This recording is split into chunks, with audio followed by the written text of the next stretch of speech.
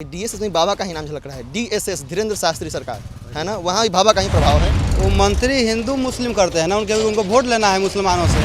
भूमि बहुत सिद्ध भूमि है, सिद्ध पीठ है ये, है ना। और ऐसी भूमि पर बाबा का आगमन हो रहा है तो हमारे लिए बड़ा ही अद्भुत संयोग है। ये लोग वोट के लिए राजनीति करते हैं, जो हमारे तेज प्रताप यादव जी हैं, वोट के लिए ऐसा काम कर रहे हैं। वो हमको लगता है कि भक्ति भी स्वार्थ के नहीं करते होंगे। जब जीवन में कुछ दुख होता होगा तो ईश्वर को याद करते होंगे। बाकी देखिए ईश्वर के लिए कैसे कर रहे हैं, जो ईश्वर के भक्त है इतने बड़े धीरेन्द्र शास्त्री। सनातन में आप भी पहले सनातन धर्म के ही थे, पहले सनातन। आप लोग भटक गए हैं, ठीक है, तो भटक गए हैं तो हमारे धर्मों में आ जाइए। ऐसा कहता है भजन के साथ कीर्तन, मतलब भजन कीर्तन होता है, कथा के साथ कीर्तन बहुत ज़रूरी है, ठीक है।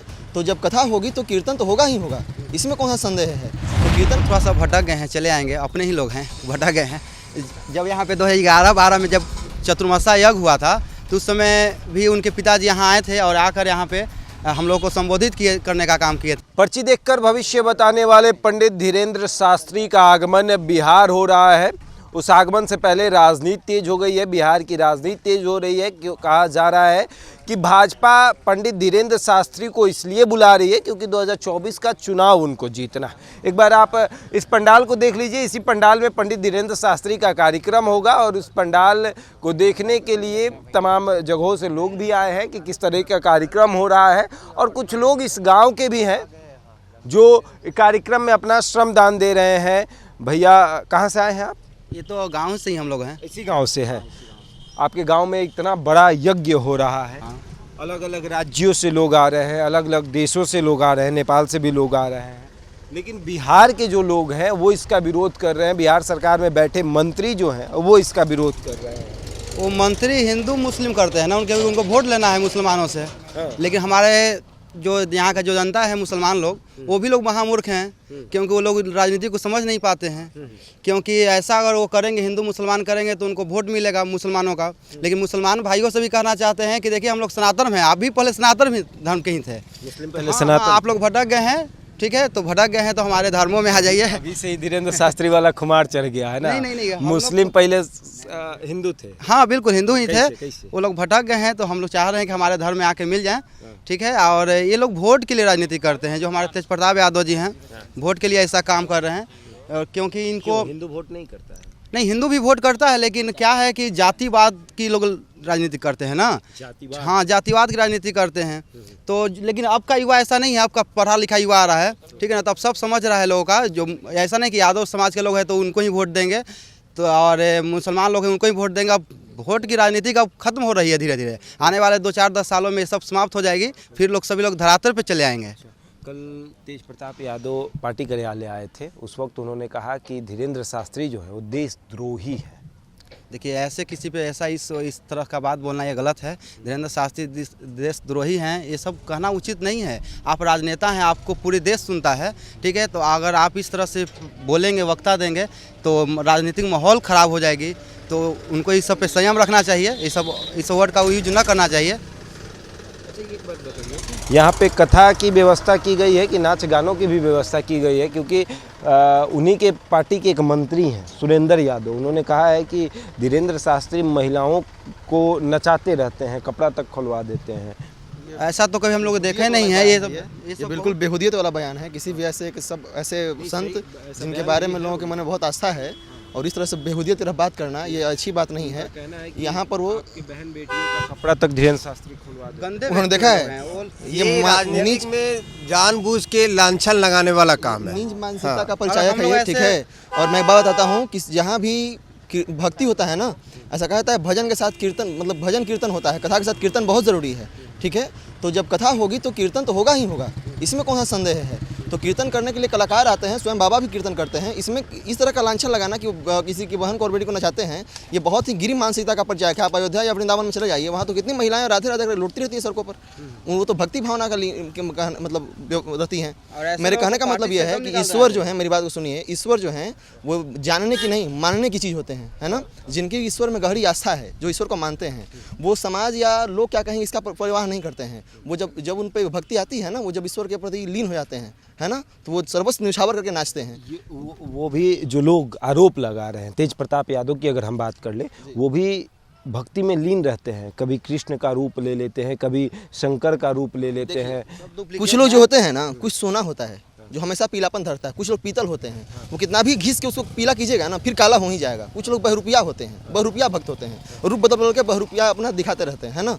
वो पीतल हैं, वो रियल सोना नहीं है। वो भले कितना घिस के पीला दिखाने का प्रयास कीजिएगा, काला हो ही जाएंगे, ठीक है ना। उनमें रियल आस्था है नहीं। वो पॉलिटिक्स करते हैं, अपना स्वार्थ के लिए वो जो भी करना होता है करते हैं। वो हमको लगता है कि भक्ति भी स्वार्थ के लिए करते होंगे। जब जीवन में कुछ दुख होता होगा तो ईश्वर को याद करते होंगे। बाकी देखिए ईश्वर के लिए कैसे कर रहे हैं। जो ईश्वर के भक्त हैं इतने बड़े धीरेन्द्र शास्त्री, उनके बारे में उल्टा अनाप शनाप बक रहे हैं। रोकने के लिए डीएसएस उन्होंने बना दिया। डीएसएस में भी जानते हैं, मैंने पहले भी कहा किसी से कि डीएसएस में बाबा का ही नाम झलक रहा है। डीएसएस धीरेन्द्र शास्त्री सरकार, है ना, वहाँ भी बाबा का ही प्रभाव है। तो वो भी अपना नाम ढूंढ ही लिया, क्योंकि हम बाबा के भक्त हैं ना। एक भक्त को जैसे शास्त्री सरकार जी, जैसे कहा था ना कि ईश्वर को, एक भक्त को पेड़ में भी भगवान दिखते हैं, पत्थर में भी भगवान दिखते हैं और मिट्टी में भी भगवान दिखते हैं। डीएसएस में भी भगवान हमको दिख रहे हैं, बिल्कुल दिख रहे हैं। इसमें क्या संदेह है। अच्छा, ये कह रहे हैं कि जुबान काट लेंगे, ये कर लेंगे, वो कर लेंगे। तो देखिए, नौबतपुर के लोग तेज प्रताप को रोकेंगे या तेज प्रताप धीरेन्द्र शास्त्री? देखिए हम लोग सनातनी हैं, है ना। सनातनी बातों की चीज़ों से व्यथित नहीं होते, है ना। हम बातों के प्रभाव पे फर्क मतलब विश्वास रखते हैं। वो अगर ऐसा कह रहे हैं, करनी और कथनी में बड़ा प्रभाव होता है, फ़र्क होता है।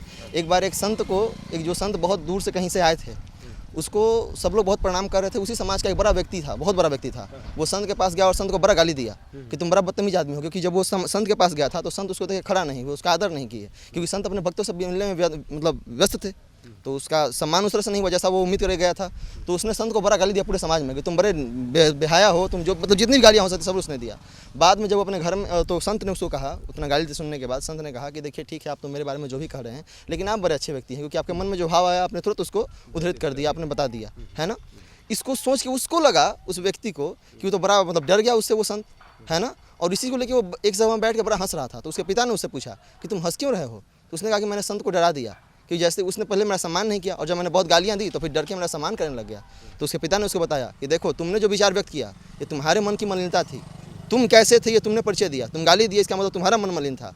और वो संत ने तुमको फिर भी अच्छा कहा, तुमको अच्छा व्यक्ति कहा, इसका मतलब उस संत की महानता समझो, उसका मन कितना साफ था।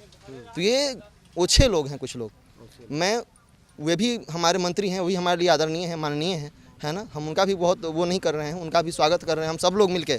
हम तो चाह रहे हैं कि वो यहाँ आएँ। उनके पिताजी का दिया हुआ ये कॉलेज आप देखिए, है ना। उनके पिताजी का दिया हुआ? हाँ, उनके पिताजी के ये है श्री राघवन संस्कृत कॉलेज। ये जो आप मठ देख रहे हैं ये राघव की भूमि है। यहाँ के लोगों के जीवन में कुछ घाव हो तो राघव, और खुशी के भाव हो तो राघव कहने वाले लोग हैं यहाँ। यहाँ भगवान की बड़ी महिमा है ना। और जैसा मैंने कहा कि भगवान मानने की चीज़ है, और भगवान को मानने वाले लोग ऐसा बताया कि उनके जीवन में यथा कथा कभी बहुत बार ऐसा हुआ है कि ईश्वर की अनुभूति हुई है उनको। ये भूमि बहुत सिद्ध भूमि है, सिद्ध पीठ है ये, है ना। और ऐसी भूमि पर बाबा का आगमन हो रहा है तो हमारे लिए बड़ा ही अद्भुत संयोग है ये। और इसे बेकार की बातों में इसको, क्या नाम हुआ आपका? मेरा नाम सौरभ कुमार हुआ। बड़ा शुद्ध हिंदी बोल रहे हैं पूरा एकदम। अच्छा, ये बताइए कि अगर धीरेन्द्र शास्त्री यहाँ आ जाते हैं, 2024 में लोकसभा का चुनाव होता है, तो क्या धीरेन्द्र शास्त्री के इस कथा को सुनकर आप भाजपा को वोट देंगे या अपने मन से किसी को भी? नहीं, ऐसा वो थोड़े वो भाजपा वाले हैं और भाजपा को मोटिवेट करते हैं, ऐसा नहीं है। हम लोग अपने अनुसार ही वोट करते हैं। अगर तेज प्रताप जी ऐसा बोल रहे हैं तो ऐसा नहीं है कि हम लोग तेज प्रताप जी को वोट न कर किए हैं। समय समय पर हम लोग सभी को किए हैं। जो अच्छा काम करेगा राज्य के लिए। सांसद इसके पहले कौन थे? 2 टर्म से तो रामकृपाल यादव जी ही रह रहे हैं। उनसे पहले शरद यादव थे। शरद यादव? हाँ, नहीं ये थे सीपी ठाकुर से के बाद फिर ये हुए हैं निरंजन यादव के कोई सांसद रहे? नहीं, जदयू के हुए थे। इनसे पहले जदयू के हुआ करते थे। इनका नाम था ये रंजन यादव थे इससे पहले। लालू यादव भी यहाँ से? हाँ, लालू जी यहाँ सांसद के उनकी निधि से यह फंड आया था। 51 लाख रुपया में आया था कॉलेज के लिए। इसके पिता के मतलब कृपा से यहाँ कॉलेज बनता है मठ के ज़मीन पे, और उन्हीं के पुत्र जो है ये विरोध करता है, तो कैसा लगता है? क्या लगता है कि वाकई में कि वो भक्ति भाव में लीन रहने वाला व्यक्ति आज क्यों कथा का विरोध कर रहा है? वो थोड़ा सा भटक गए हैं, चले आएंगे, अपने ही लोग हैं, भटक गए हैं।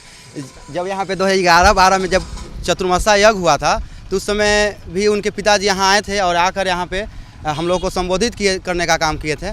और यहाँ वो हमेशा आते रहे। उनके पिताजी हमेशा आए हैं। मीसा भारती उनकी बहन है, यहाँ आई हैं, ठीक है। राबड़ी देवी जी भी आए हैं। हमेशा यहाँ से मठ से जुड़े हुए वो लोग हैं। तो ऐसा नहीं है, थोड़ा सा भटक गए हैं उन लोग। यहाँ के फिर से उनको बताया जाएगा, हम लोग हमारे द्वारा बताई जा रही है, ठीक है। हमारे जितने भी धर्मरक्षक हैं कि नहीं थे? बिल्कुल बिल्कुल एकदम उनको स्वागत करेंगे, तहे दिल से स्वागत है। बिल्कुल बुला रहे हैं हम लोग, आए वो यहाँ उनका स्वागत करेंगे, क्योंकि उनका परिवार शुरू से यहाँ से जुड़ा हुआ है हमारे तरेतपाली मठ से। देख रहे हैं भव्य मठ है, उत्तर भारत का ये सबसे बड़ा सिद्धपीठ मठ है। चलिए बिल्कुल। तो देखिए धीरेन्द्र शास्त्री का आगमन बिहार में होने वाला है, तमाम जगहों से लोग आ रहे हैं, ये कार्यक्रम यहाँ पर होगा और ये मठ सामने जो है वो यहाँ पर है। यहाँ के लोगों से हमने बात किया कि आखिर तेज प्रताप यादव जो विरोध कर रहे हैं उसकी मुख्य वजह क्या है, क्योंकि तेज प्रताप यादव भी भक्ति भाव में लीन रहने वाले व्यक्ति, उनके पिता के द्वारा यहाँ कॉलेज दिया गया है, उनके पिता भी इस मठ में लगातार आते रहे हैं, यहाँ के कार्यक्रम में शामिल होते रहे हैं। तो जब पिता विरोध नहीं किए तो पुत्र आज क्यों विरोध कर रहे हैं। और वैसे भी तेजस्वी यादव अगर विरोध करते तो समझ में आता, क्योंकि तेजस्वी यादव भक्ति भाव में उतना लीन नहीं रहते हैं, लेकिन तेज प्रताप यादव तो भक्ति भाव में हमेशा लीन रहते हैं, हमेशा वृंदावन जाया करते हैं, हर बार कभी वैष्णो देवी तो कभी कहीं हमेशा जाया करते हैं। और वैसे व्यक्ति अगर कथा का विरोध कर रहा है, अगर साधु संतों का विरोध कर रहा है, तो एक बड़ी वजह है।